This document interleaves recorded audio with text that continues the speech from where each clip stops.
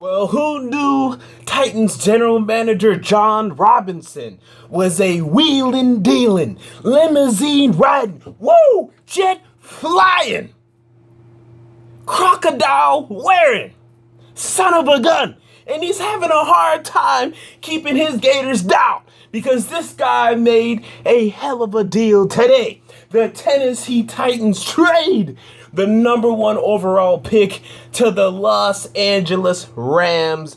Wow. Now, if you've been following my channel, if you haven't, welcome. I've been very skeptical of a trade happening anywhere. I'm always skeptical of trades happening because you just really don't know. You have to identify the team that's going to trade up, identify the team that's going to trade down, and you have to know or believe that they're going to find a way to work things out. But lately, rumors have been circulating that the Titans have been wanting to trade this pick, but we weren't really hearing the Rams. You were hearing the Eagles, you were hearing the 49ers, and then the Rams come out of nowhere. They make this deal happen, and I can't believe it. And everyone wants to know. I've been getting blown up on Twitter this morning. 9 a.m. this thing dropped. Central Time. What do you think? First of all, why are so many people up at 9 a.m.? Second of all, I like it. I don't want to say I love it because there is a chance that this doesn't work out. So far, John Robinson has impressed me as general manager. He's had some issues, some things that I wouldn't have done, like signing Antwon Blake or, some players like that. But it's fine. It's okay. The big thing, the thing that will determine whether or not this even matters in the long run, these draft picks have to be good. That's the last thing we need to see from this guy. Can John Robinson actually draft well? Okay, you have 9 picks this year, you have 9 picks next year. Will you draft well with them?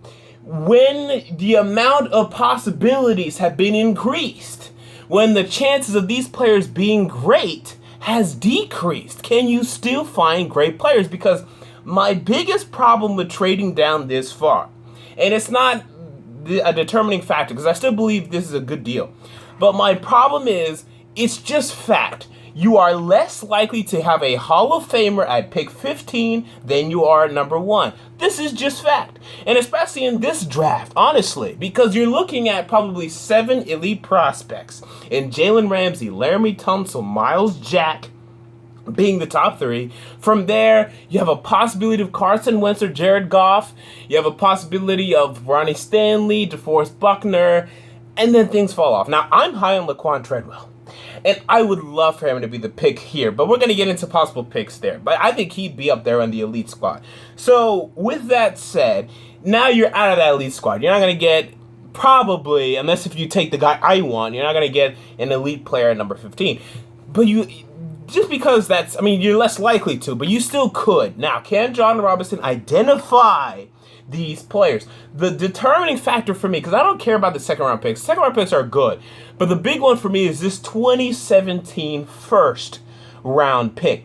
I think the Rams are going to suck next year. I've been on the record for this. I thought they were going to suck last year, and they did for the most part.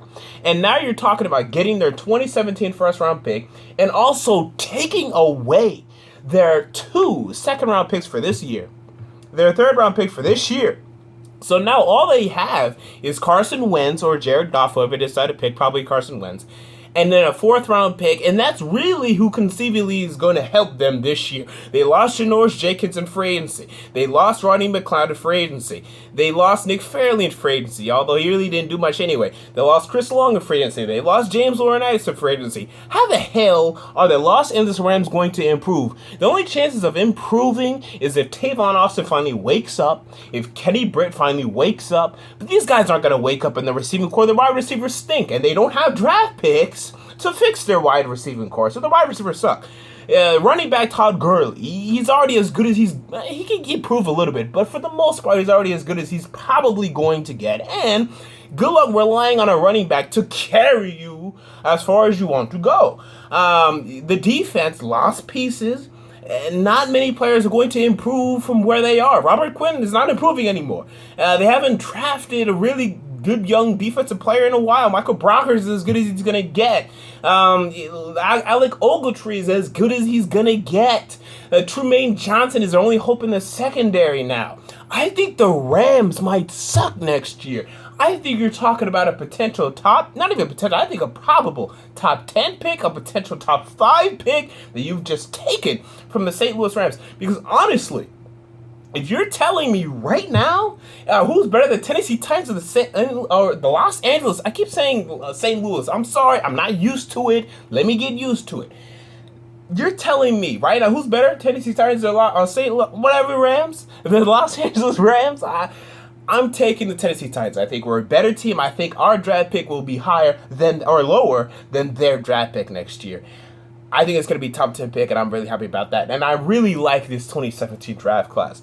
We are going to need, and I don't think we're going to be able to find it unless if we're lucky. I'm going to get into possible picks in a second, but I think we're going to need either this year or next year to draft a true number one wide receiver and a true number one cornerback. I think those are, in terms of, and I mean elite talent, that's where the Oakland Raiders have rebuilt so well. They have an elite talent at wide receiver, Amari Cooper. They have an elite talent at defensive end, Khalil Mack. I think we're going to get a lot of solid players here, but we need those elite players, those Pro Bowl players that make a difference when you go to the playoffs, if we go to the playoffs, because there's still one problem on this football team, and he's the head freaking coach, and that's my other problem with John Robinson. How could you? You're so good. Come on, John Robinson. You're so good. And why keep Mike Mularkey? Because this is going to be the story. I'm telling you right now, this is going to be the story. We're going to draft a bunch of young, great kids. And we're going to have 9 draft picks this year, 9 draft picks next year. We're going to miss the playoffs this year. I think that's just what's going to happen. I think we're all okay with that. Next year is when we're going to expect to make the playoffs, and I think we're going to miss it. And then from there, I believe Mike Mularkey will be fired. I think they're going to say, hey, you can't miss the playoffs with this crew. But I think all of this could have been avoided if you hired Josh McDaniels or someone worth a damn as your head coach. Now let's talk about possible picks with our new picks. I'm going to come out with a mock draft tomorrow, an official, re-updated or updated, however you want to say it, Tennessee Titans mock draft, and then an updated overall 2016 mock draft the day after that. So be on the lookout for that. Or maybe on the same day, because tonight I'm stressed, but after that I am not, because I have a calculus exam tonight that I really should be studying for right now. With that said, number 15 overall. I think it's 2 possibilities. I don't think it's much more. If it's more, maybe 3. If it's more than these 3, I'm very questionable. Number 1, I don't want to take a cornerback here. I was absolutely fine taking Jalen Ramsey number 1 overall. Why? Because he's great, and I don't think there's going to be a great cornerback here. I think Vernon Hargreaves is going in the top 10. I think he's already solidified that at this point. If he was available here, then okay, but I don't think he's going to be here. I think you're talking about one of the offensive tackles in Jack Conklin or Taylor Decker or Laquan Treadwell. I think that's it. I mean, I don't see it, I really do not want to draft a pass rusher here. We don't need a pass rusher with our first a round pick. We don't need it. Shaq Lawson, Noah Spence. We don't need these guys, man. Don't draft an edge rusher. There's no nose tackles here. Ashard Robinson would be a 3-4 DE. Jerron Reed would be a 3-4 DE. Sheldon Rankins will be a 3-4 DE. And we don't need one of those. You got to leave with Jack Conklin. If you're me, you got to leave with Laquan Treadwell. I mean, I'm high on Laquan Treadwell. I'm so high on this guy. I think he's going to be a Pro Bowl. I think everyone's wrong on this guy. Put on the film. He produces, and that's it. That's just the story. I think you draft Laquan Treadwell. And I think you have Dorial Green-Beckham. I think you have Laquan Treadwell. I say, oh, snap. The Tennessee Titans offense is looking pretty freaking good. And then next year you get Adoree Jackson. And then, boom, we have an elite talent at wide receiver Laquan Treadwell. We have an elite talent and Adoree Jackson. We're going to need elite talent, boys. And that's where we're going to find it. Jack Conklin would be fine, though.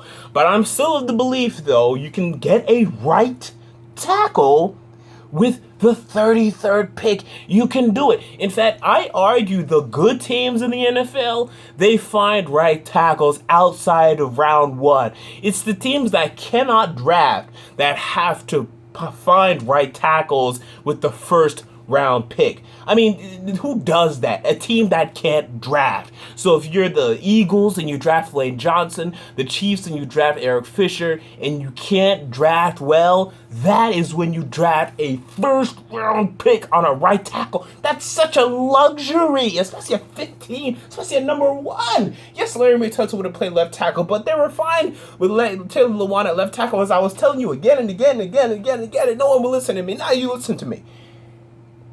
So, the second round picks, I think you're looking at either, okay, let's say they take Jack Conklin. Okay, so now I think you're looking at wide receiver Josh Doctson.